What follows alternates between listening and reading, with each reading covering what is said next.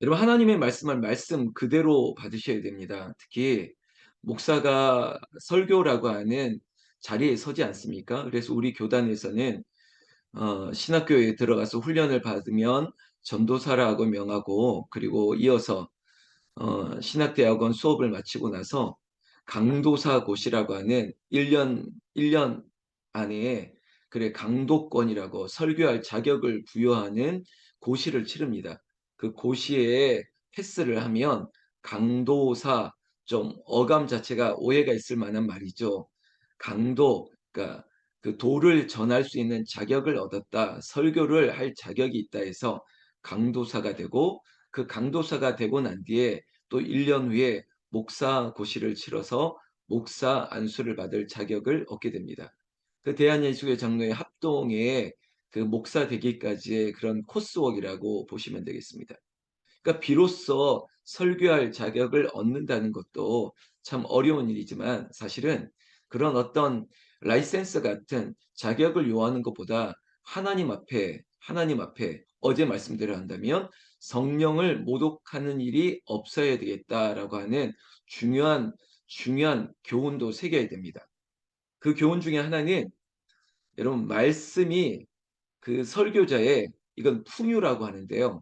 이거를 그 풍유적인 해석을 통해서 하나님의 말씀을 신천지가 잘하는 건데 그 말씀을 왜곡하는 것이에요. 그 말씀을 왜곡해서 의도성을 가지고 마치 비유풀이라고 하면서 아주 성경 큰 맥락과 역사적인 고증은 다 뒤로 다 내팽개치고 그저 해당되는 말씀, 문장, 그 문장을 들어서 이건 이렇고 이건 저렇고라고 짜집기를 하면서 결국은 교주라고 하는 한 사람의 입맛에 맞게 해석하는 아주 나쁜 우를 범할 수가 있는 거죠. 어제 말씀을 기억한다면 그게 바로 성령을 모독하는 죄입니다. 하나님의 말씀을 전달하고 하는 그 전달하는 것을 고의적으로 의도적으로 비틀어 버리는 거죠. 바리새인들이 이렇다 저렇다 판단하고 야 이거는 귀신을 힘입어서 사람을 고치는 거고 귀신을 쫓아낼 수 있어라고 말하는 것 자체가 자신들의 기득권, 이익을 위해서 비틀어 버리는 거죠. 그리고 좋은 사람의 의도를 잘못된 것으로 바꿔 버리는 거죠. 그런 것처럼 만약에 목사가 자신의 이익을 위해서 아니면 자신의 어떤 권력을 유지하기 위해서 말씀을 그렇게 왜곡하고 비틀어 버린다면 목사가 아마 성령을 모독한 죄가 되어서 목사가 심판을 받을 것입니다. 여러분 다른 것으로 비유하지 않고 제가 목사 자신에게 이렇게 얘기하는 것은 어제 분명히 말씀을 기억하면 고의성의 문제가 있습니다.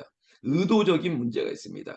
알고도 그렇게 한다는 것이 바로 성령을 모독하는 죄에 해당할 수 있다는 것이죠. 여러분 우리는 모르고 할 수는 있습니다. 그런데 알고 했다면 그 사람은 하나님께서 심판을 받아야 된다는 거죠.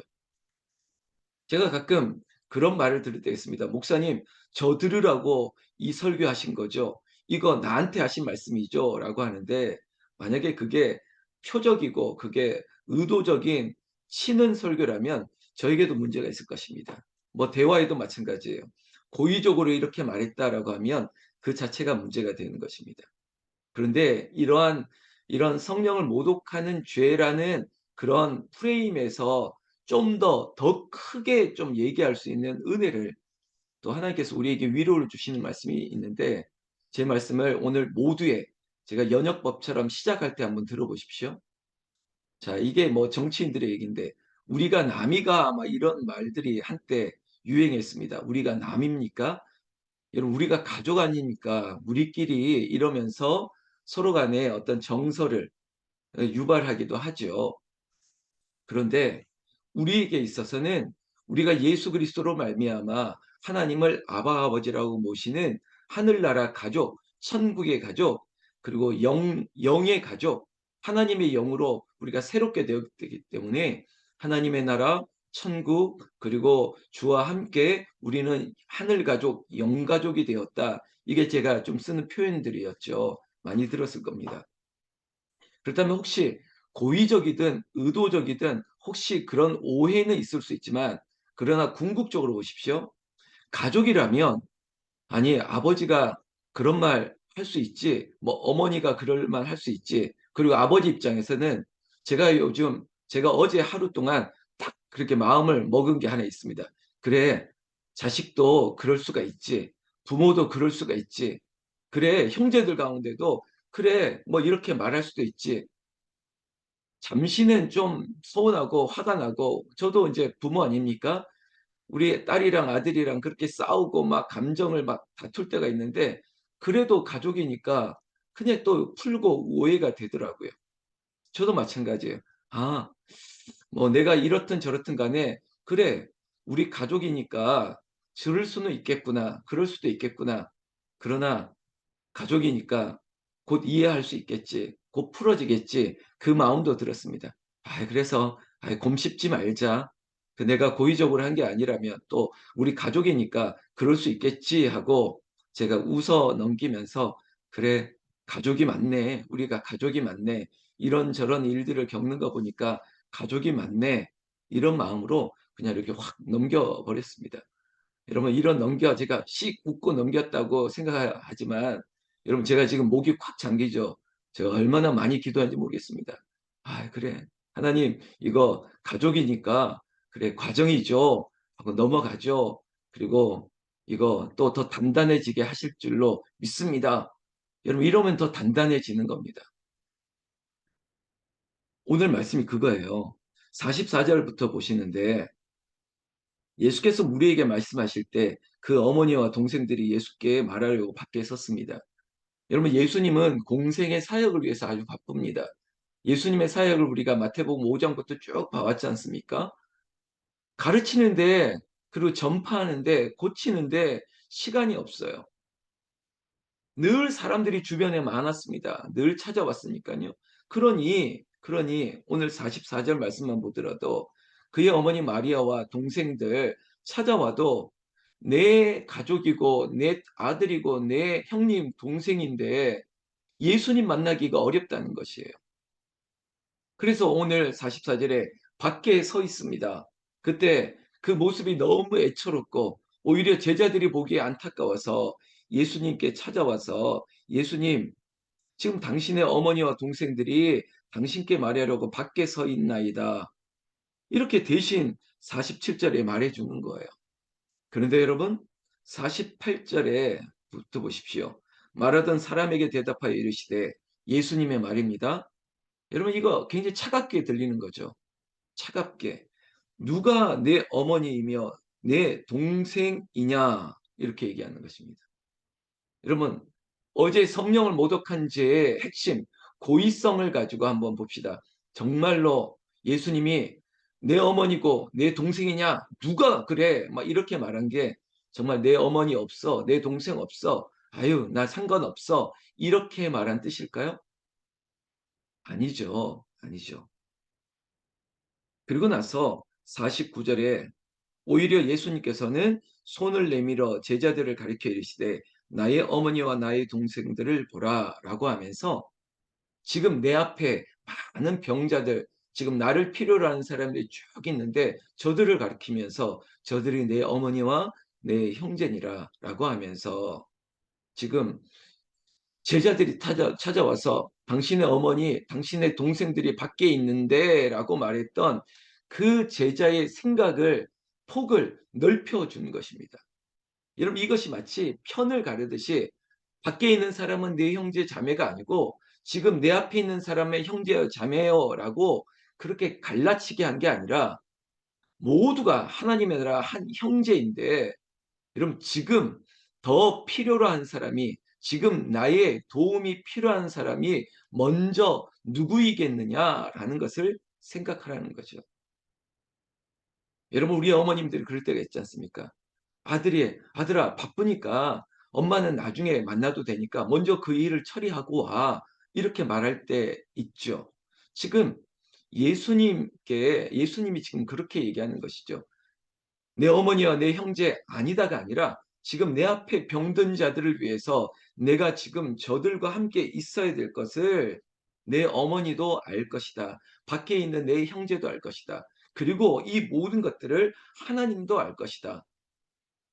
마지막 50절 말씀. 누구든지 하늘에 계신 내 아버지의 뜻대로 하는 자가 내 형제요 자매요 어머니니라 하시더라. 여러분 이게 바로 하나님께서 말씀하셨던 새로운 가족, 누구든지 밖에 있는 내 아버지, 어머니, 뭐 형제들뿐만 아니라 내 앞에 있는 형제든 간에 우리가 궁극적으로 하나님의 뜻대로, 주의 뜻대로 살기로 했네. 이렇게 다짐하는 순간 우리 모두가 가족인 것이에요. 우리가 여기 있는 내 가족, 교회 안에도 절대 조심해야 될 것. 성가대는 우리 가족, 주일학교는 우리 가족, 우리 구역은 우리 가족. 이렇게 말할 수 있지만 그러나 이 모든 것들을 하나로 우리 모두가 하나님의 나라, 하나님의 뜻대로 하는 하나님의 가족입니다.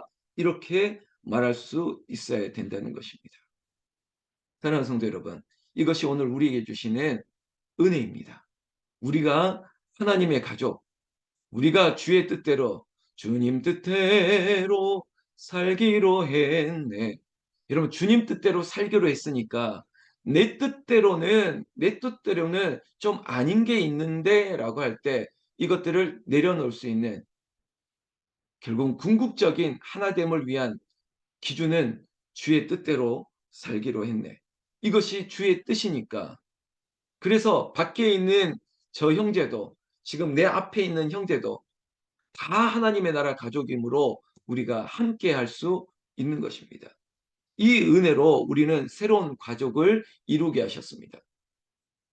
지금 이 은혜를 우리에게 주셨고 앞서 있는 제가 논리적으로 뒤 앞부분을 다시 볼 텐데 38절 다시 돌아오면 이런 표적을 원합니다. 표적을 원하는 사람은 누구였냐면 항상 서기관 바리새인 중 몇 사람입니다. 여러분 이 38절이 굉장히 중요합니다. 서기관과 바리새인 중 몇 사람 줄을 쳐 보십시오. 여러분 다 그렇지 않아요.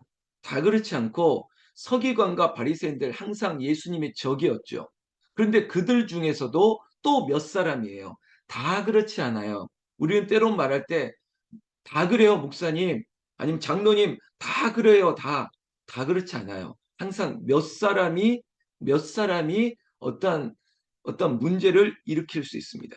근데 이 문제는 뭐냐면 다른 것도 아닙니다. 믿음 없는 거예요. 믿음 없음의 가장 첫 번째는 뭐냐면 보여주어야 된다는 거예요.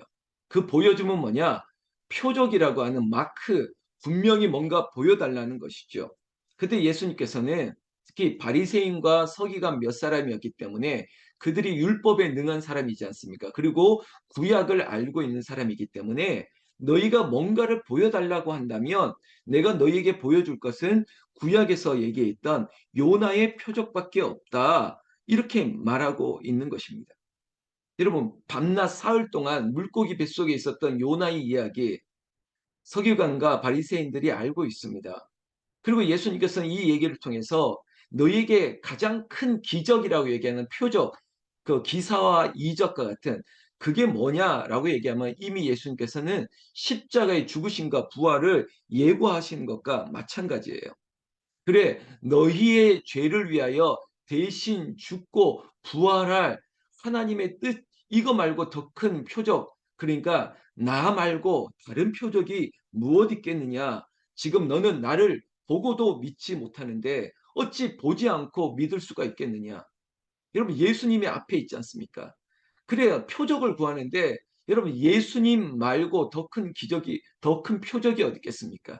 하나님이 육체로 이 땅에 오셨다라고 했던 그 예수님이 지금 전파하시고 고치시고 그리고 하나님께서 가르치시고 있는 이 자리에 주님이 있는데 주님 말고 더 큰 표적을 무엇을 구하겠느냐? 지금 바리새인과 서기관 다도 아니에요. 몇 사람이 지금 이렇게 어리석은 질문을 하고 있다는 것이요.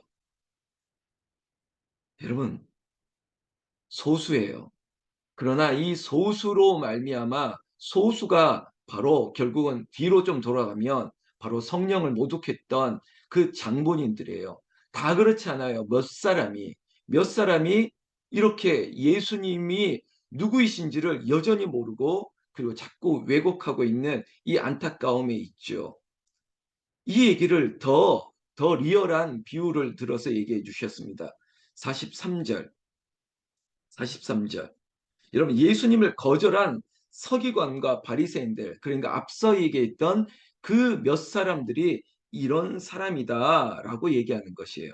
바로 이들이 귀신의 거처가 될 위험이 큰 빈집과 같은 사람들이다라고 얘기하는 것입니다. 자, 이게 참 어려운 말씀인데 이 보십시오. 그냥 문자 그대로 본다면 더러운 귀신이 사람에게서 나갔을 때 물 없는 곳으로 다니며 쉬기를 구하되 쉴 것을 얻지 못하고 이에 이르되 내가 나온 내 집으로 들어가리라 돌아가리라 하고 와보니 그 집이 비고 청소되어 수리되었거늘 이에 가서 저보다 더 악한 귀신 일곱을 데리고 들어가서 거하니 그 사람이 나중 형편이 전보다 더욱 심하게 되느니라. 뭐 이런 얘기예요.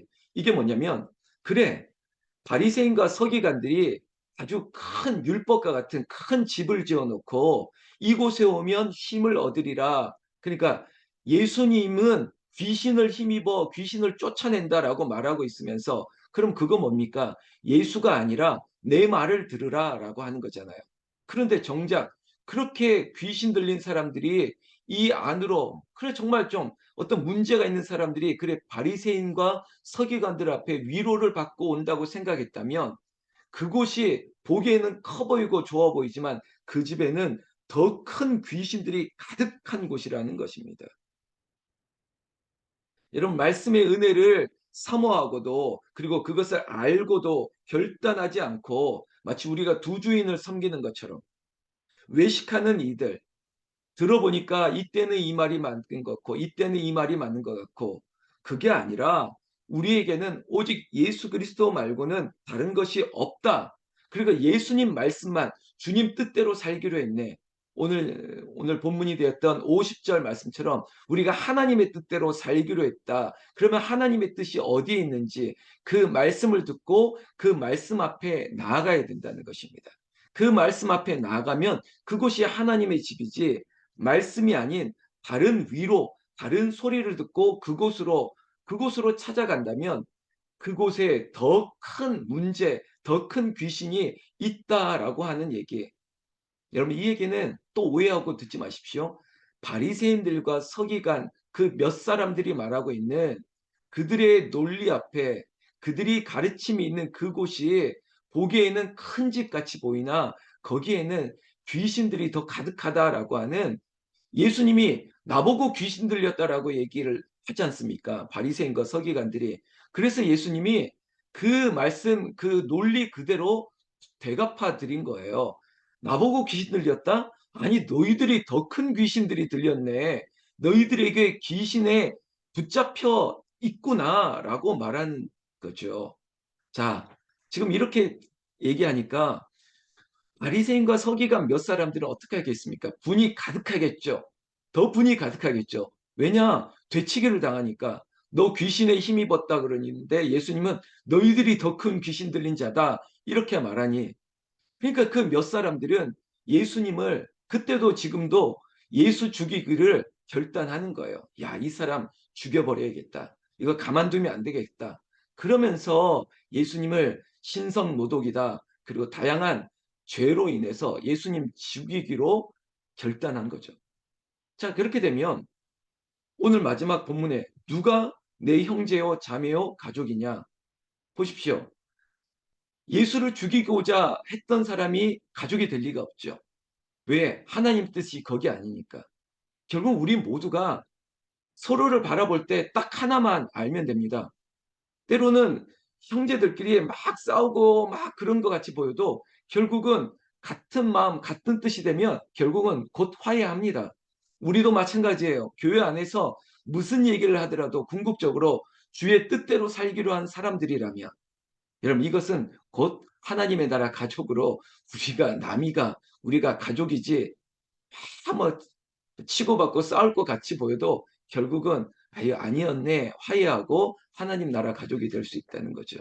자, 여러분들 매일 성경 보고 있다면 오늘 매일 성경의 제목이 새로운 가족 관계입니다.